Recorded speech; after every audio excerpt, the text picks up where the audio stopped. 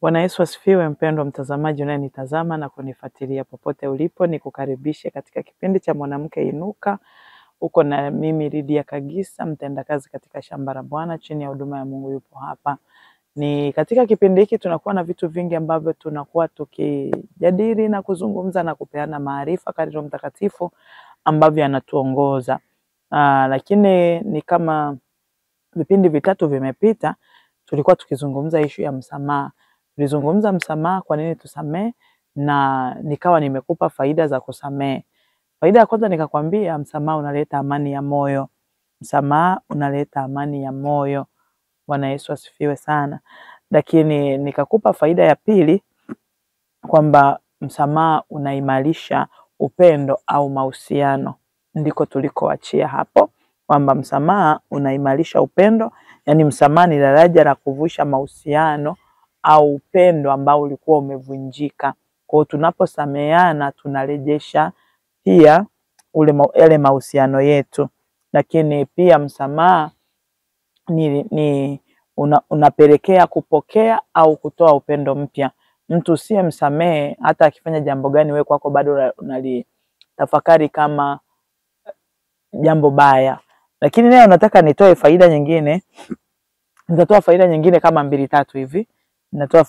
Sitatoa faida moja kwa sababu natamani tuvuke kwenye kipengele tuende kipengele kingine. Japo sio mwisho wa faida za kusamehe, ila kwa upande wangu kwa vitu ambavyo nitaka uvifahamu.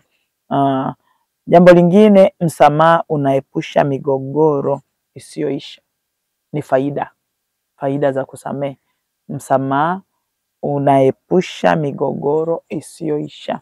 Watu msiosameheana kila siku mna migogoro. Kwa nini? Kwa sababu kila tendo, yani hata lifanyike kwa uzuri, litahesabiwa kwa ubaya, yani litakuwa linaangaliwa kwa ubaya.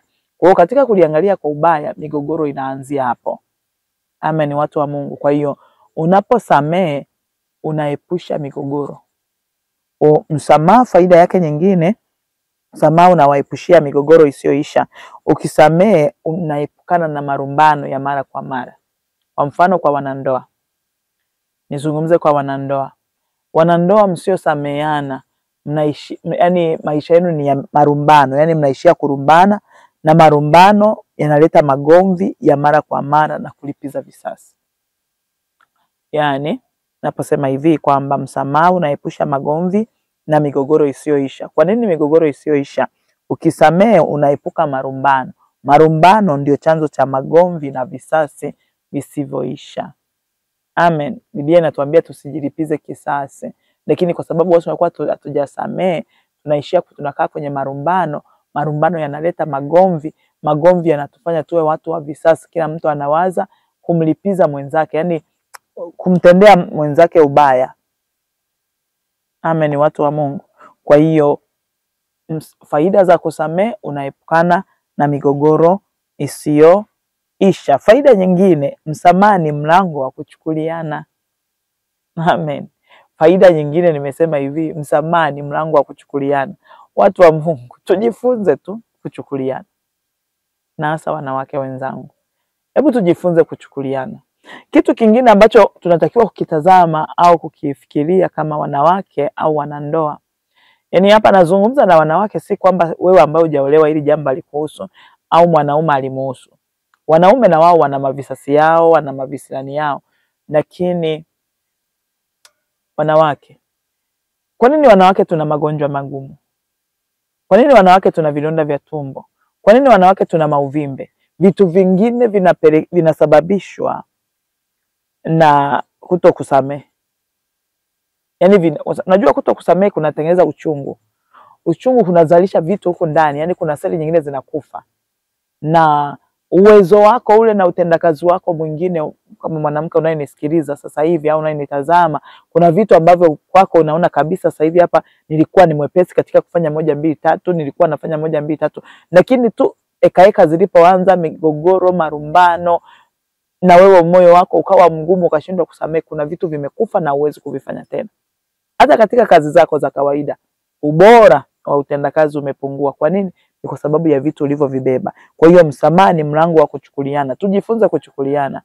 Kitu ambacho natakiwa ukitazama hapa, kabla ya kuangalia huyu alichokikosea, jiangalie wewe. jiangalie wewe.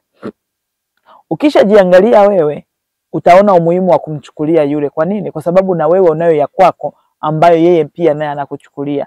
Au hata kama akuchukulie, muangalie tu Kristo. Yaani usifanye kwa ajili ya mtu, fanya kwa ajili ya Bwana. Ukifanya kwa ajili ya Bwana, unajua kwamba mimi mwenyewe nimesamehewa bure, si kwa sababu ya matendo yangu mema, kwamba Kristo ananichukulia. Hata tu kuto kumsamehe mwenzangu, bado Mungu amenichukulia kwa sababu ni kosa mbele za Mungu. Amen, watu wa Mungu. Kwa hiyo msamaha ni mlango wa kuchukuliana. Naposema kuchukuliana, na maana tunavumiliana. Wengine mnakaribia kuvunja ndoa zenu, mnakaribia, yani mtu anasema mambo anayotaka kuyasema. Nataka nikwambie, kama hakuna hatari ya kifo, yani labda mmetishiana mpaka kufa, unaondoka kwenda wapi? Unaondoka kwenda wapi? Kwa sababu hakuna dunia nyingine unaenda kuiumba wewe. Dunia ndio hii. Kwa hiyo wewe unaweza kujitengenezea dunia yako. Unaweza kujitengenezea dunia yako hapo hapo. Usiondoke hapo kwa sababu tu huyo kakosea 1 2 3. Hata huko utakapokwenda utakutana na mambo mengine. Kwa hiyo msamaha ni mlango wa kuchukuliana, yani kuvumiliana. Unafanya kutambua kuwa hakuna mkamilifu, kwamba na mimi nina mapungufu yangu. Nina mapungufu yangu. Angalia kwenye kile kitabu cha Mathayo. Kwenye kile kitabu cha Mathayo, ngoja nikusomee huu mstari utuimarishe tu. Kitabu cha Mathayo, Mathayo sura ya 18 mstari wa 21 na wa 22, na Mungu anasema, kisha Petro akamwendea akamwambia Bwana, ndugu yangu anikose mara ngapi nami nimsamehe? Hata mara 7? Yesu akamwambia, sikwambia hata mara 7, bali hata 7 mara 70. Kwa hiyo hatuna yani, hebu piga 7 mara 70, yani hiyo 7 mara 70 per day, kwamba kwa siku huyu mtu amenikosea 7 mara 70, bado tunaambiwa tusamee. Kwa hiyo ndio maana nakwambia msamaha faida yake inakupa kuchukuliana, kwa sababu unajua kwamba hakuna aliyekamilika, na mimi nina ya kwangu ambayo hayako sawa. Lakini faida nyingine, naweza kusema faida ya 5. Faida ya 5 ni kwamba msamaha unampa Mungu nafasi ya kuingilia mahusiano yenu, kuingilia ndoa yenu, kuingilia familia yenu, kuingilia undugu wenu, kwa sababu hapa tunazungumza kwa wanandoa na pia kwenye jamii pia na ndugu kwa ujumla wake. Kwa tusiposamehe tunakuwa tumemweka Mungu mbali, lakini msamaha unampa Mungu nafasi ya kuingilia. Hiyo ndio faida tunayoipata kwenye kusamehe, kwa sababu tusiposamehe watu makosa yao, na Baba wa mbinguni hatatusamehe sisi. Na maana kama Mungu asipotusamehe sisi, na maana hayupo, tumejitenga naye. Lakini tukisamehe tunampa Mungu nafasi ya kuingilia mahusiano yetu au undugu wetu. Amen, watu wa Mungu. Lakini jambo jingine, msamaha unawapa nafasi ya mwanzo mpya wa mahusiano yenu, wa undugu wenu, wa ukaribu wenu. Msamaha unawapa mwanzo mpya. Yaani msamaha unajenga uaminifu mpya. Usiposamehe mtu huyo muamini tena. Lakini ukimsamehe unakupa nafasi ya kumpa tena nafasi nyingine ya kumwamini na kuendelea mbele. Kwa mfano kama sisi wanandoa, watu wa Mungu, tusiposameheana na kupeana nafasi ya kuendelea, tuliapa mpaka kifo kitutenganishe.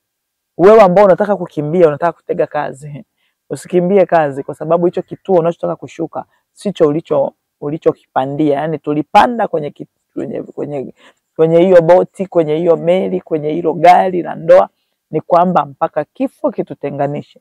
Wewe unayotaka kutoka kushuka hapo kwenye hicho kituo sio cha kwako. Usishuke hapo.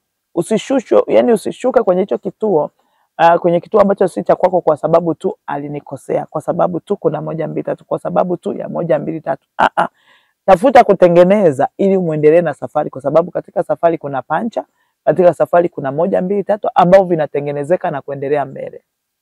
Mara zote huwa tunasema, hata misemo ya huku duniani nasema, mtoto akinyea mkono unaukata? Hapana, sababu ni mtoto wako. Kwa hiyo haya yote ambayo tunayaona kama hayahatarishi uhai wetu, hatuna sababu ya kushuka. Hatuna sababu ya kushuka, bali tunaweza kupata nafasi ya kutengeneza upya kwa kusamehe. Ndio anasema msamaha unampa nafasi Mungu msamaha unawapa nafasi nyinyi watu wawili au nyie familia kuanza upya, yani unaojengea uaminifu mpya. Angalia kwenye kile kitabu cha Wakorinto wa kwanza, sura ya 5. Wakorinto wa kwanza sura ya 5 ule mstari wa 7 anasema hivi: basi jisafisheni mkatoe ile chachu ya kale, mpate kuwa donge jipya, maana kama vile mlivyo amkutiwa chachu, kwa maana Pasaka wetu amekwisha kutolewa kwa sadaka yani Kristo. Natafuta hii sentensi, nasema basi jisafisheni mkatoe ile chachu ya kale. Ndio nimesema msamaha unawapa nafasi ya mwanzo mpya, unawajengea uaminifu mpya. Toa hizo takataka.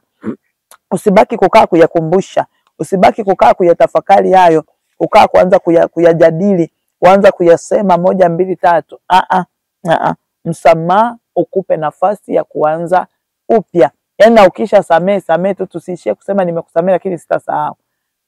Sasa kama hujasahau, yaache basi yaende, yasiendelee kutengeneza marumbano. Leo kuna jambo jipya unakumbusha na ya Januari. Tunazidi kutengeneza makovu ndani yetu. Tusamehe, tuachilie, tuchukuliane. Anasema jisafisheni, toeni chachu zile ambazo zimeingia. Toa vyote, ondoa vyote ambavyo vinakuzuia. Na hizo ni faida kwa upande huu ambao nimeona kwamba nikuletee kwa wakati huu, na hizo ni faida. Nimekupa faida kama 6 sasa, kuanzia ile ya kwanza nimekupa faida kama 6. Nafikiri katika hizo angalia moja inayokufaa utembee nayo. Kama ni zote zinakufaa, tembea nazo, kwa sababu zote ni silaha za kutusaidia kama wanawake wajenzi ambao tumepewa nafasi ya kujenga. Kwa hiyo tusiishie kubomoa, tujenge, tuendelee mbele. Tujitathmini sisi wenyewe, tuendelee na maisha katika kulitimiza kusudi la Bwana, kwa sababu Yesu atakapokuja atatuuliza kwamba nilipokuweka kwenye ile familia ulizaa nini? Nilipokuweka kule kwenye ile ofisi ulifanya nini? Nilipokuweka kwenye ile nyumba ulifanya nini? Kwa hiyo kila tulipo watu wa Mungu tumewekwa kwa makusudi. Mama samehe, baba samehe, ndugu jamaa sameheaneni, tuendelee mbele. Na hasa kipindi hiki tunachokwenda kumaliza mwaka, Mungu atupe neema ya kuchukuliana na kusameheana ili tuweze kumaliza mwaka salama bila vinyongo na chuki, ili tuweze kuvuka salama na tuweze kuwa na mwanzo mpya. Mungu wa mbinguni awabariki na watakia siku njema. Mungu wa mbinguni awatunze. Namba zetu za mawasiliano ziko hapo kwa skrini yako, na hizo namba unaweza kuachilia sadaka ili tuweze kuwafikia wengine wengi, ili jina la Bwana lipate kutukuzwa. Mungu wa mbinguni akuinua, kufanikishe, na hata aachilie roho ya wepesi katika kusamehe, ili maisha yetu yaweze kwenda kwa wepesi kabisa katika jina la Yesu. Amen. Bye bye.